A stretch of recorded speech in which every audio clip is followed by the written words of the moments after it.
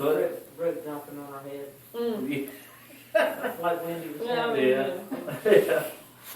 When you're in the ministry, that's what you that's what happens. Mm-hmm. In other words, you leave your home, and you really don't have.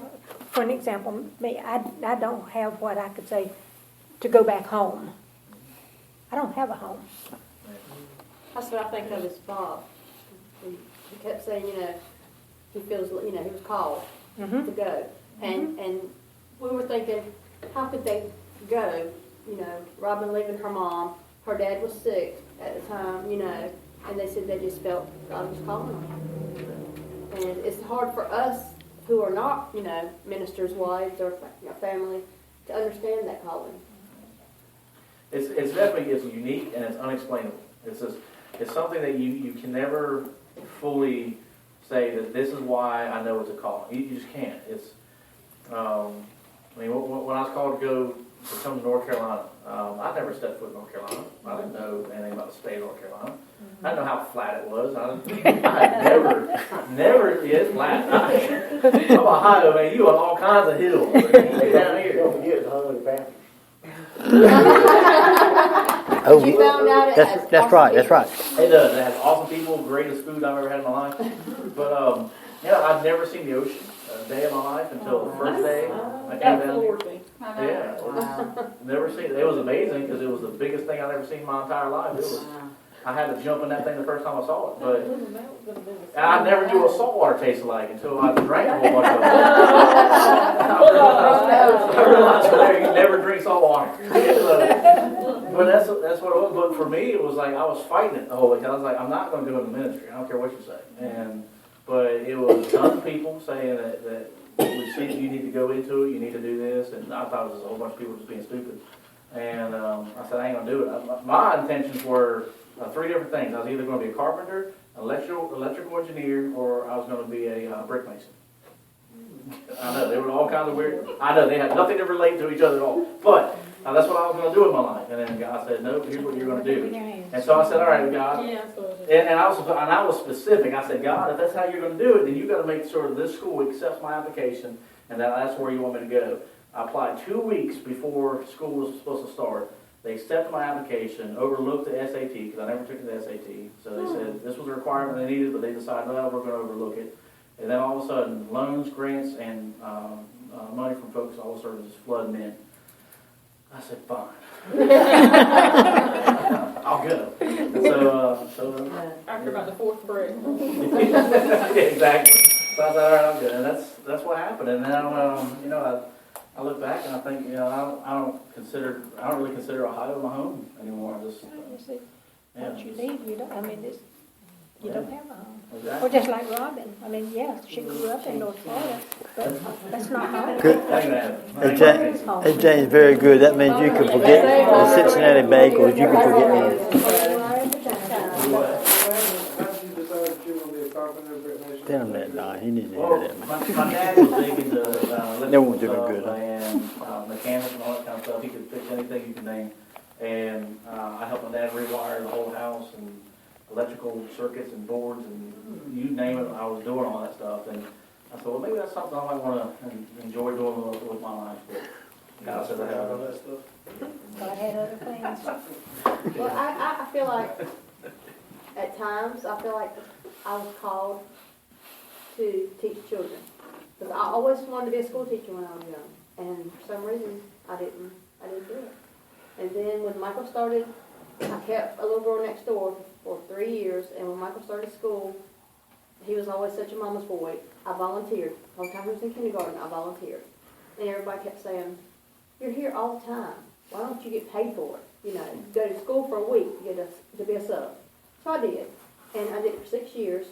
And I had somebody come up to me one day in Food Lion and said, she said, "Don't you get kids?" I said, "No, I'm a substitute school teacher."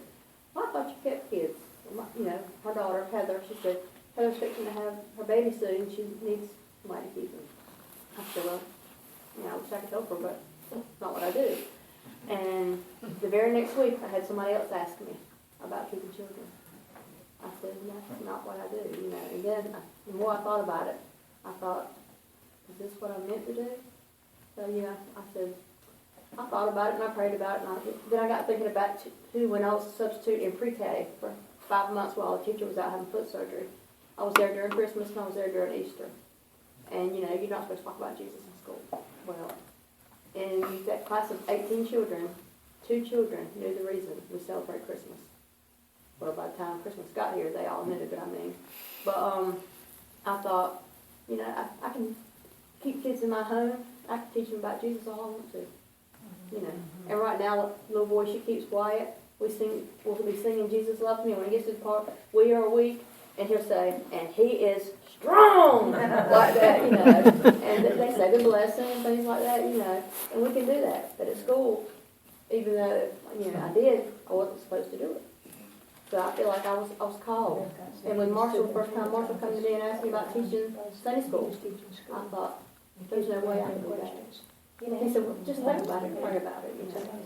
And I did. And now I wouldn't. And look where you are now. He That's amazing.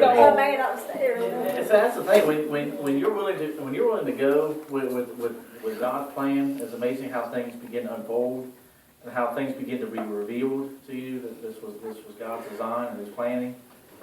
You know, I got to North Carolina. I finally met Andrea, and lo and behold, she was the luckiest woman on earth. Well, home is where your heart is. That's right. That's the thing. I consider here. I consider Bellhaven, my home now. I mean, I don't really know about that. if God calls me across this ocean, 500,000 miles away, I don't really know about then that's where He calls me. But I guess that would be my home then. I mean, it's just wherever.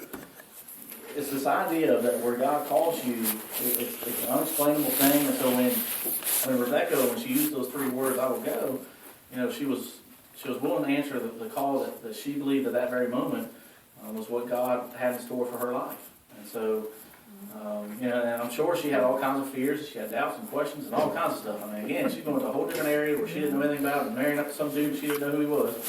But, she was willing to do it. And so when I look at the beginning part of her life, I see that she was a determined woman, but also one of great faith and of great confidence in God. And so I see, and eventually, we see that changes a little bit, and we start seeing some deceit and stuff like that. But why is it that you think that all of a sudden she had that kind of shift? What do you think occurred or happened? It was supposed to happen. If she had not favored the younger son, Joseph would not have become king. Exactly. I mean, that's exactly right, because that's exactly how, God ordained all of this. I mean, from the day He created the sun to this story in Genesis, I mean, He ordained all of this to occur, to happen. And so, you're exactly right. If she had not done this part, then yeah, the entire account of Genesis and Exodus and everything else would have been a little bit different. Who knows how it would have been written, but it would have been a lot different, actually. Different kind of bell. My indication the round is over. It's not all right, let's see. Okay, so I don't really have time to really go into all the other questions. I think we got like 3 or 4 questions.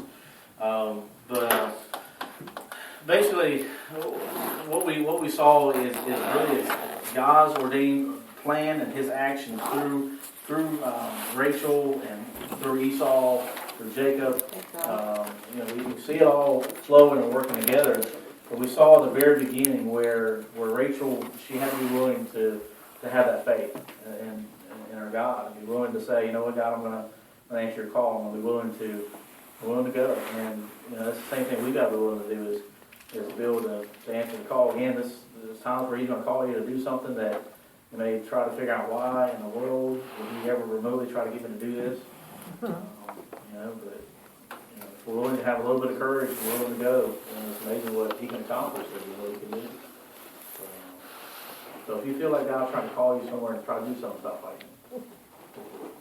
I believe God's the reason she went into labor early, because she had so many health problems, you know, he knew McKinley was gonna be fine. We didn't, of course, but he did. And, you know, there's no telling if she had have gone full term, you know, whether she'd be here or not. So, I mean, because she had so many health problems that it took McKinley coming early for the doctor to come. There you go. Yeah. Very good Yeah, thought. even though we don't understand it. And that's another aspect about this story is we may not fully understand exactly why everything works the way it does and why God would allow, you know, certain deceit and why he would allow this to happen, why he would allow this to happen. But it's amazing how we can also look through the entire account and be able to see, you know what, all this was orchestrated by the great wisdom of God. And who might have really questioned his wisdom and why he allowed things to occur? Sometimes we just gotta go with the flow. Well, and I'm glad you said something about the deceit, because that was bothering me. I don't think God was involved with anything involving deceit, because he gave us free will. Yeah.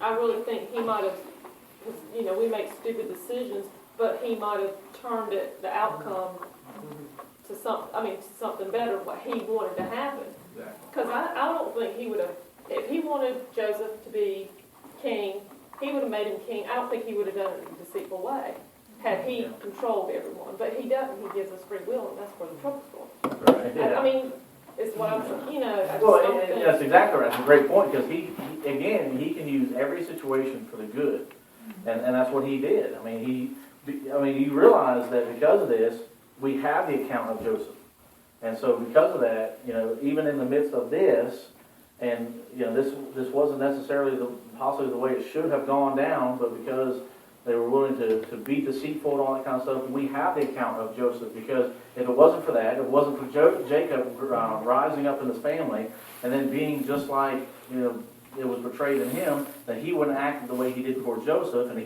he didn't act the way towards Joseph, Joseph wouldn't have been sold into slavery. If Joseph wasn't sold into slavery, he wouldn't become, you know, the second most powerful in Egypt. So it's amazing how God can use our mistakes, our stupidity, our failures, even our mistakes like this, how he can use it for his good, and how he can still be elevated even in the midst of that. So it's also a story and testament to you guys. Even if you mess up, God can still use you. And that's another thing about with McKinley again. It's made my faith so much stronger, seeing what's transpired in her life. You know, knowing the obstacles that she's overcome. And, you know, just day by day, something new we see, you know. Yeah. Okay, before we close up, are there any prayer requests or updates?